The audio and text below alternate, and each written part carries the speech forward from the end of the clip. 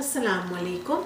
आज આપણે બનાવે છે તંદૂરી ચિકન કબાબ્સ ગ્રીલ ઉપર બનાવશું આપણે એકદમ ફાઇન ગરમીનો મોસમ આવ્યો છે તો ઘણું બધી વસ્તુ આપણે સેહત માટે સારી વસ્તુ બનાવી શકીએ છીએ જે એકદમ સ્વાદિષ્ટ થાય છે અને આપણે ગ્રીલ ઉપર બનાવશું તો એમાં આપણે બહુ ફાઇન ફાયદો થશે એમાં નહીં હોય એક જાતનું ફેટ કે એવું કંઈક તો ચાલો આપણે શરૂ કરીએ। અહીંયા છે મારી પાસે ચિકન બ્રેસ્ટ કુકરા જેને હું લગભગ 1 ઇંચના પીસીસ કરી છું। આ 1 પાઉન્ડ ચિકન બ્રેસ્ટ છે। અહીંયા છે મારી પાસે લાકડી જે આપણે વાપરશું એને આપણે અંદર કુકડાને પોળાવશું અંદર પણ એને હું લગભગ 30 મિનિટ એને પલાળી નાખી છું પાણીમાં તો જ્યારે આપણે એને ગ્રીલ ઉપર રાખીએ તો આ લાકડી બળી નહીં જાય તો તમે મેક શ્યોર કરજો કે તમે જ્યારે આ કરવાના હો ત્યારે તમે થોડીક પલાળી નાખો। હવે આપણે આના માટે આપણે આની અંદર જ આપણે મેરિનેટ નાખશું આપણું તંદૂરી મસાલાનું।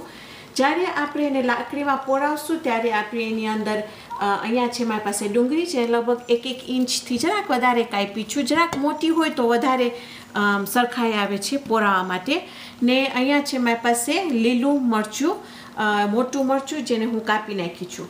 હવે તમારી પાસે જો લાલ પીળું કે એવા કોઈ પણ બેલ પેપર્સ મોટા મરચાં હોય ને તમને વાપરવું હોય તો તમે વાપરી શકો છો। મારી પાસે આજે નહોતું તો હું ખાલી લીલા મરચાં વાપરું છું। એમાં આપણે નાખશું લસણ આદું 1 ચમચો ફ્રેશ। એની અંદર આપણે નાખશું 1 ચમચો તંદૂરી મસાલો 1 ચમચો આપણે નાખશું પેપરિકા।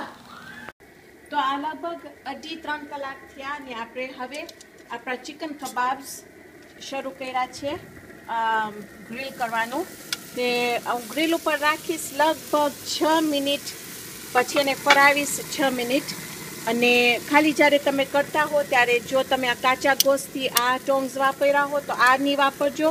મારી પાસે બીજા ટોંગ્સ છે બાજુમાં જેને હું વાપરીશ જેમ કે આ થઈ ગયું છે તો આપણે આ નહીં વાપરીએ આના સાથે પણ ઇન્શાલ્લાહ આવીને હું તમને બતાવીશ લગભગ 12-13 મિનિટ પછી આપણે આવશું તમને બતાવીશ કે કેવી રીતે આપણા બધા ચિકન કબાબ્સ તૈયાર છે।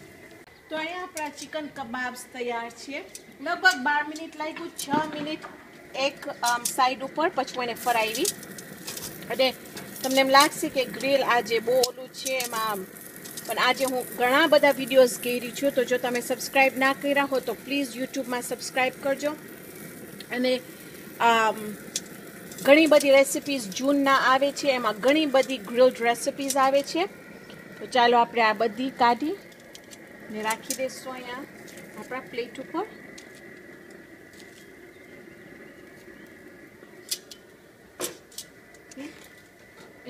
એના ઉપર આપણે લઈશું થોડુંક લીંબુ છાંટશું એની ઉપર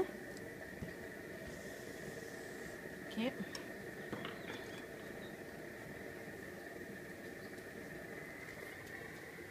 અને અહીંયાથી ખાસ તમને ખબર પડશે કે જ્યારે આપણે એને કાપશું તો જો કેટલું અંદર દોરું છે એટલે આખું ચિકન આપણું પાકી ગયું છે અને એટલું સ્વાદિષ્ટ ચિકન છે એનો સ્વાદ એકદમ સરસ છે।